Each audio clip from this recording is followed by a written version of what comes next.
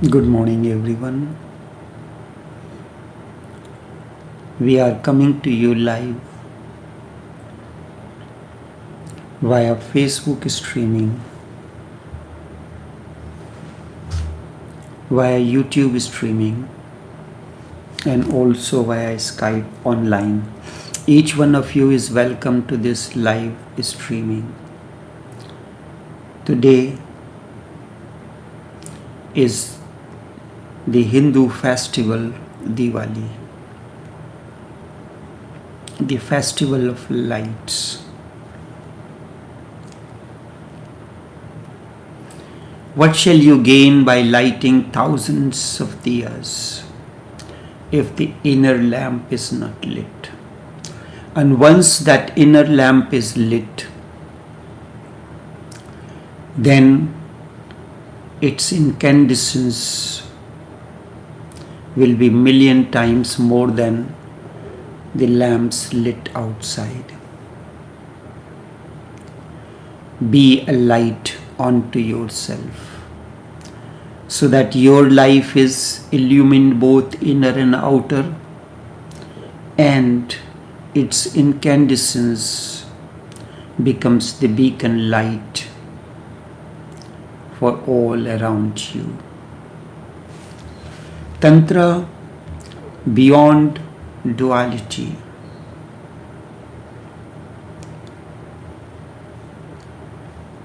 The meaning of the words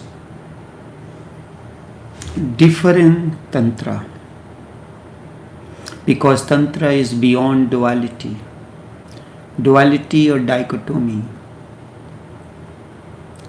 One thing is quite often asked: what is the meaning? Because everyone emphasizes on the word purity.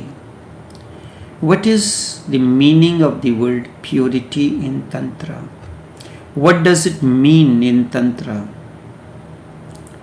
Whatsoever is ordinarily meant by purity is not the meaning that Tantra assigns to it. Ordinarily, mind divides everything into good and bad, right and wrong, low and high. The division may be for any reason. It may be based on hygiene, morality, or any other way. But we always divide life into two: good and bad, right and wrong.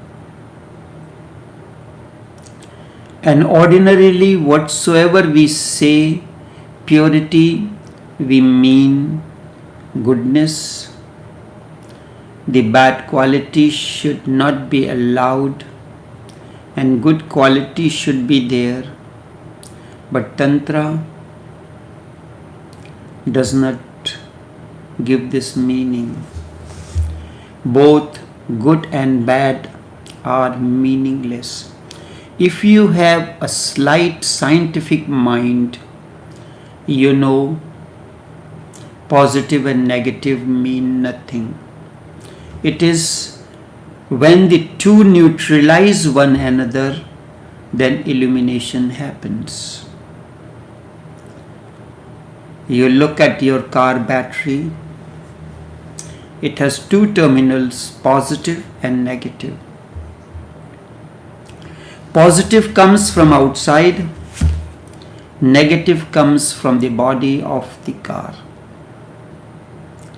So positive pole, and there is something that bridges the positive and the negative pole of the battery. And in between there is a device. And that device, when the two neutralize one another at that moment, the device comes into operation and the car starts. You look at the electric bulb, there is a positive current that comes from the outside and the negative current from the body itself. To neutralize, when they neutralize one another, there has to be something device. And that device is the wire that connects the two poles. And that gets illumined. And if that device that is between the positive, the device that bridges the positive and negative is broken, the bulb is fused. So in our case, our mind is the bulb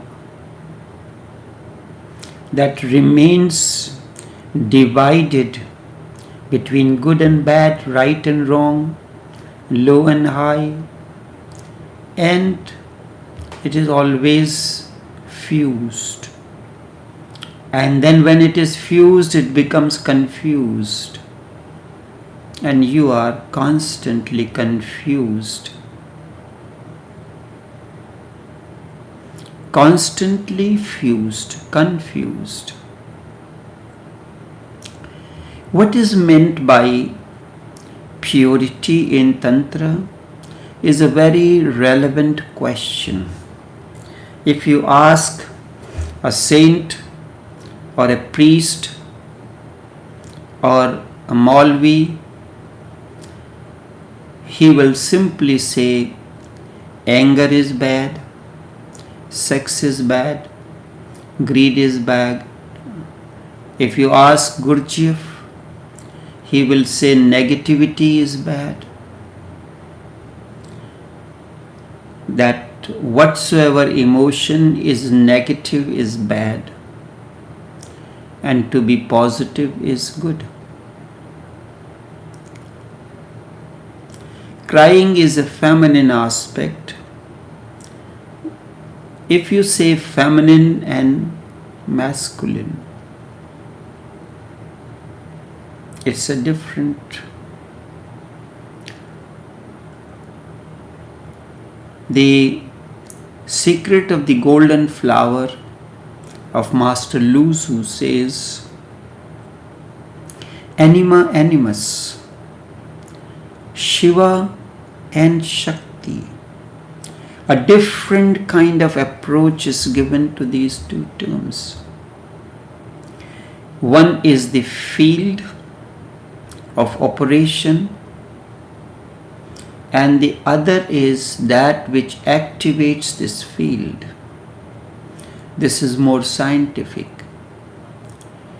So when we take the Shiva Lingam, this symbol, the feminine aspect where the lingam is established is the field, prakriti,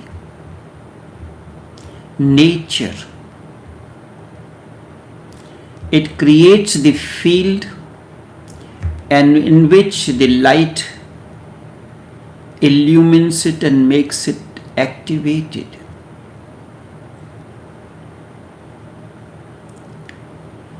If you ask a Jain, Buddhist, Hindu, Christian or Muslims, they may differ in their definition of good and bad, but they all have definitions. They call certain things bad and certain things good. So to define purity is not difficult at all for them. Whatsoever they take as good is pure, and whatsoever they take as bad is impure. That is the general definition. But for Tantra, it is a deep problem. Tantra makes no superficial division between good and bad. Then what is purity? Tantra says to divide is impure, and to live in a state of non-division, non-duality is purity. When you look at the child. Innocence is non-dual. Child makes no difference. To child, if a person is standing nude in front of you, you will call it morally, it is wrong. The man is mad. But to a child, it makes no difference. You can say the child has not developed this sense. Yes, he is acting out of his unconscious. But you make a difference. For Tantra, purity means innocence. Unconditional innocence. Undifferentiated innocence. Purity is undifferentiated innocence. A child is there. You call him pure. He gets angry. He has greed. So why do you call him pure?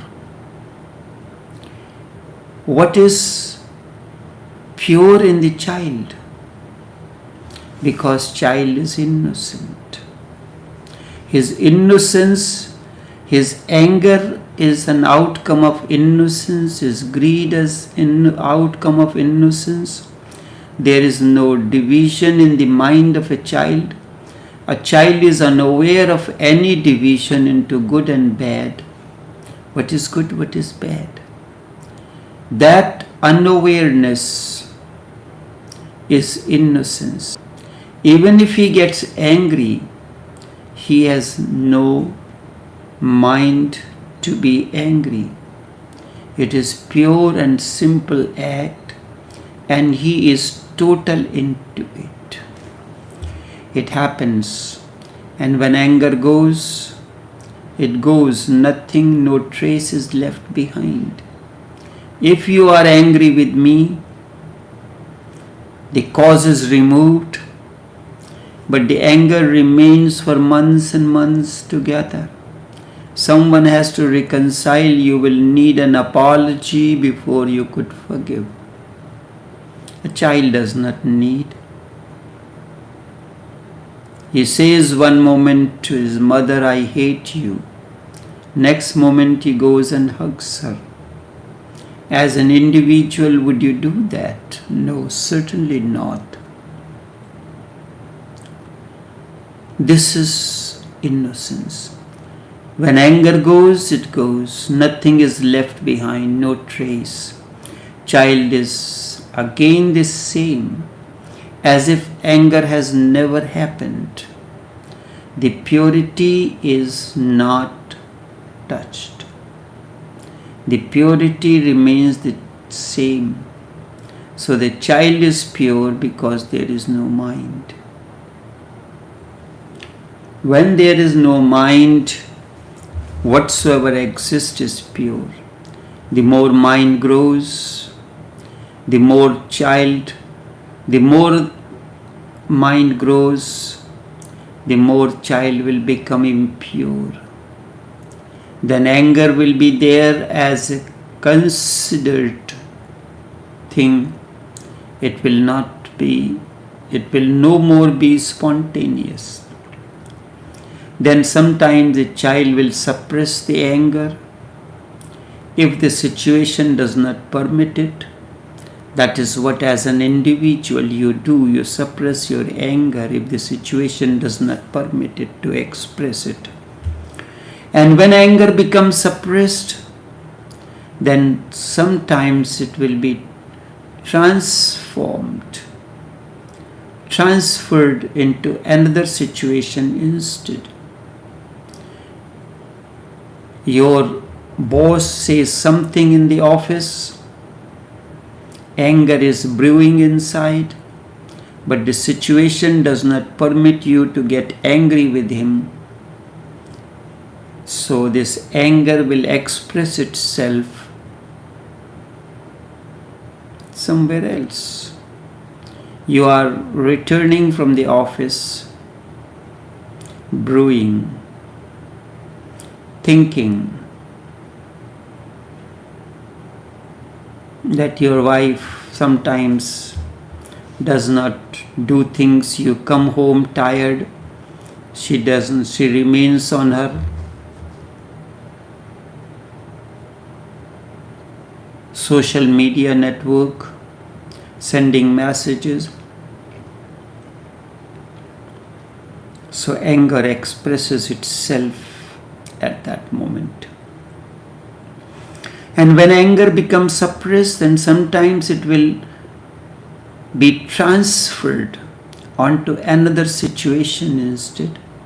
When there is really no need for you to be angry, he will get angry. Look at the most of the cases. When we get angry, there is no need to be angry. But anger that has been brewing, it is served at that moment.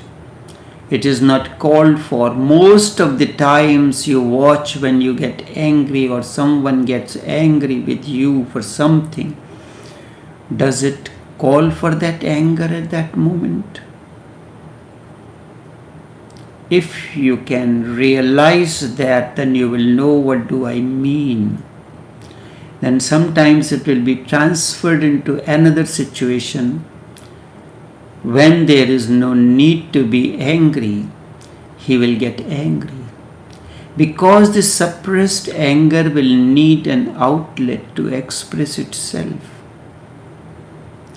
Then everything will become impure because the mind has come in. A child can be a thief in our eyes, but a child himself is never a thief because this concept does not exist in his mind. If he takes your watch, your money or anything else, it is not theft for him because the very notion that things belong to someone does not exist in his mind.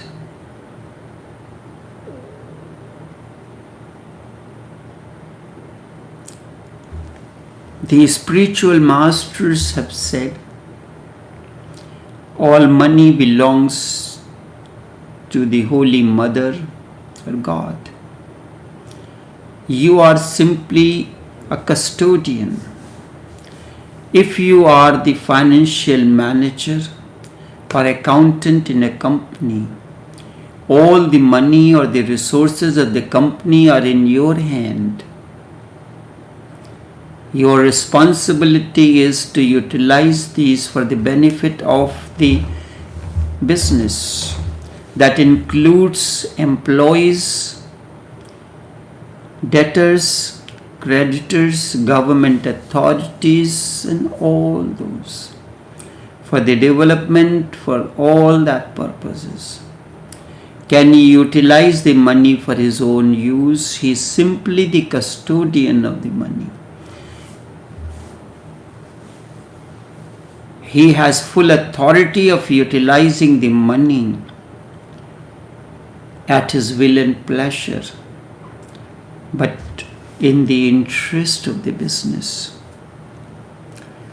All money that you have is given to you because the existence knows that in your hand it will be given to the needy.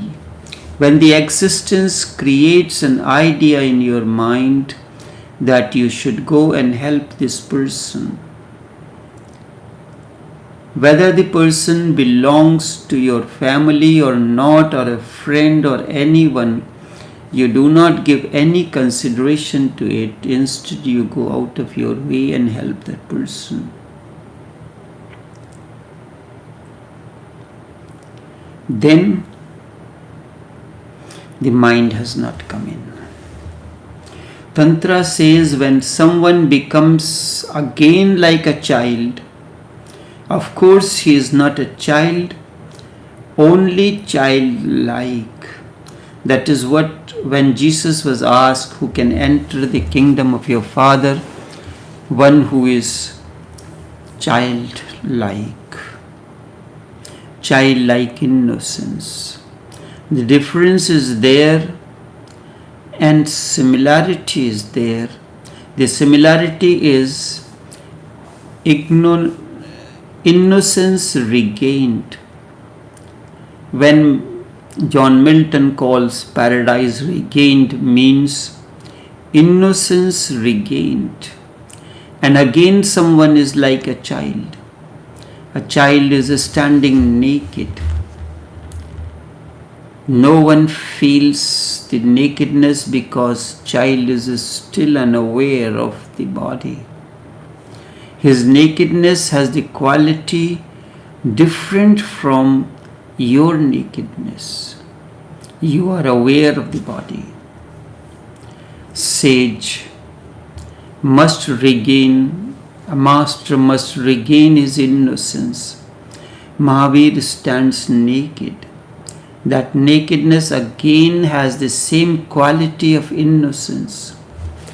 When these things becomes an outcome of innocence, something becomes an outcome of innocence in you, that is purity. Mahavir has forgotten his body. He is no longer body. But one difference is also there, and that is great. The child is simply ignorant, hence the innocence. But the sage is wise, and his wisdom is the cause, is the reason for his innocence. A child's ignorance is the reason for his innocence, and an awakened one's awakening or wisdom is the reason for his innocence. A child will one day become aware of his body. He will feel the nakedness. He will try to hide it. He will become guilty. He will feel shame. He will come to be aware. So his innocence is an innocence emerging out of ignorance. Knowledge will destroy it. That is the meaning of the biblical story of Adam and Eve being expelled from the Garden of Eden. They were naked like children living in the Garden of Eden. They were not aware of the body. They were not aware of anger, greed, lust, sex, or anything. They were unaware. They were like children, innocent. But God has forbidden for them to eat from the fruit from the tree of knowledge. The tree of knowledge was forbidden, but they ate, because anything when you forbid becomes inviting. Anything forbidden becomes attractive.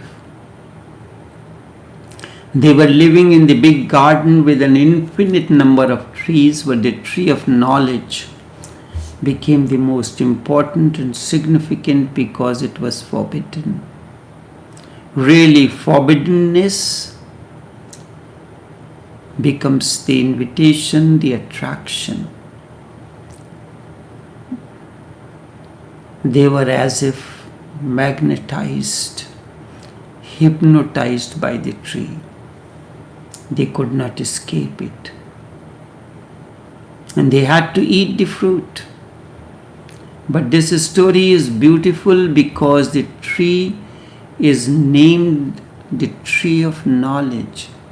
The moment they ate the fruit of knowledge, they became non-innocent. The moment knowledge comes in, innocence goes away. Knowledge means mind.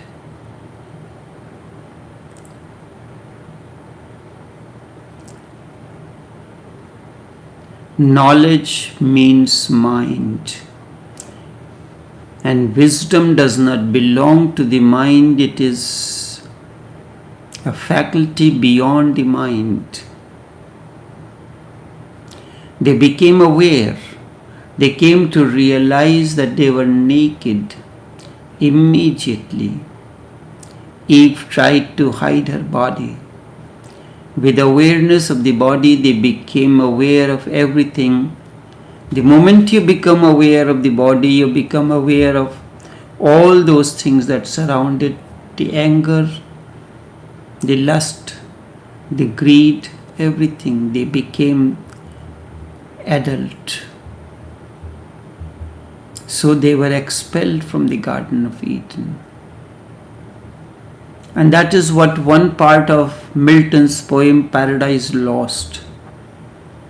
And then at the request of his friend Samson Agnoit, he wrote Paradise Regained. So in Bible, according to Bible, knowledge is sin. They were thrown out of the garden, they were punished, and why? Because of knowledge. They tasted the fruit of knowledge. You have to understand this biblical story from this point of view. They for the first time experienced knowledge. And we consider knowledge as sublime. Unless they became again like children, innocent, not knowing, they cannot enter the kingdom of God. They cannot enter the God. That's why Jesus says one who is childlike. They can enter the garden, the kingdom of God, again only if this condition of becoming innocent again is fulfilled. The whole thing is just like the story of humanity. Every child is expelled from the Garden of Eden. Not only Adam and Eve, every child lives his childhood in innocence. So Adam and Eve living in the Garden of Eden is living the life of innocence without knowing anything. Adam and Eve were pure, child is pure. But the purity is the outcome of ignorance. It cannot continue unless it becomes purity of wisdom. You cannot rely on it. It must go. It must go. So sooner or later you have to eat the fruit of knowledge. And the moment you eat the fruit of knowledge, you are thrown out of the garden. It is not the story of Bible or Christian story. The way it has been narrated, it is beautiful. It is the story of every child. Every child will have to eat the fruit from the tree of knowledge, the fruit of knowledge. It was easy in the Garden of Eden, just the tree was there.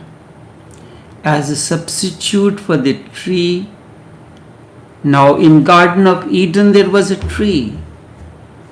But in your garden of the worldly garden, what are there? What is the meaning of the tree of knowledge?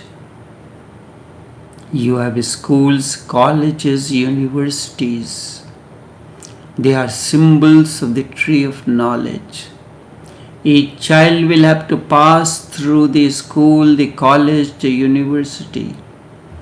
And when you spend 25 to 27 years of your precious life into the university campuses, you are told that you have gained degrees, credentials, honors.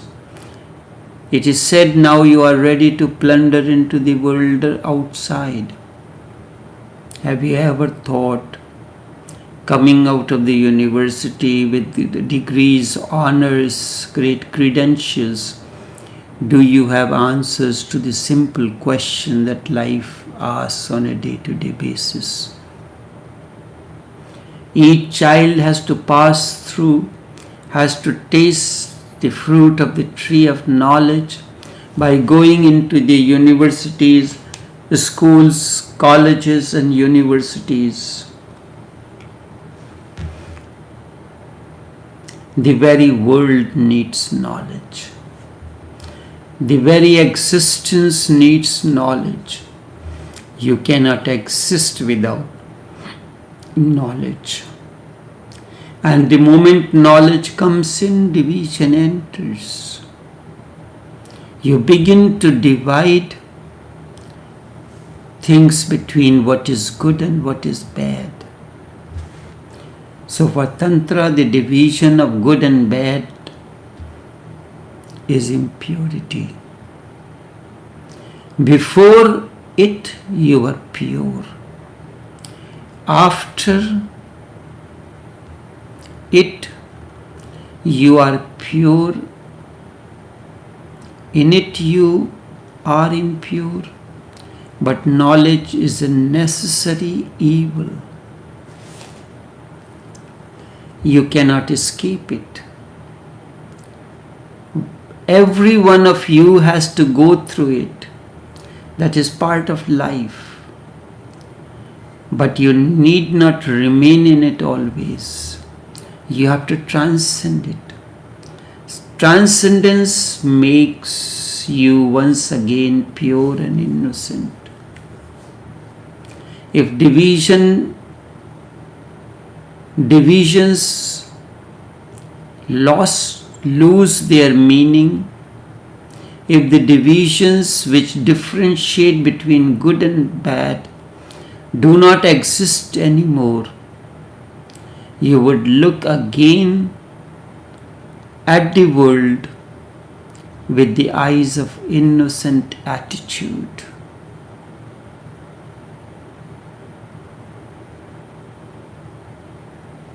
And Jesus says, unless you become children, you cannot enter the kingdom of God. Unless you become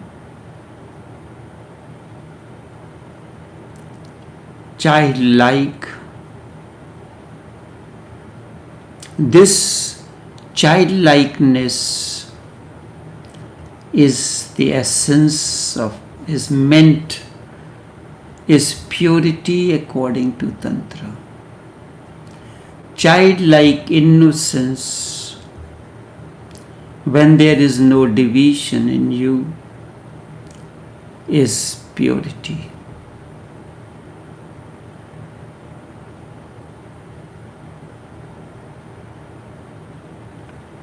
This childlike innocence is purity according to Tantra.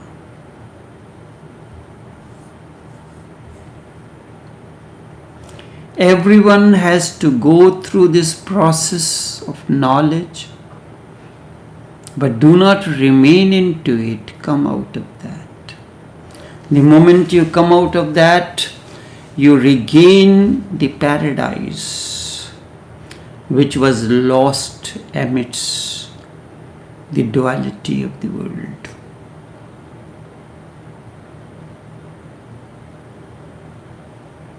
Only this much for this morning. We'll continue in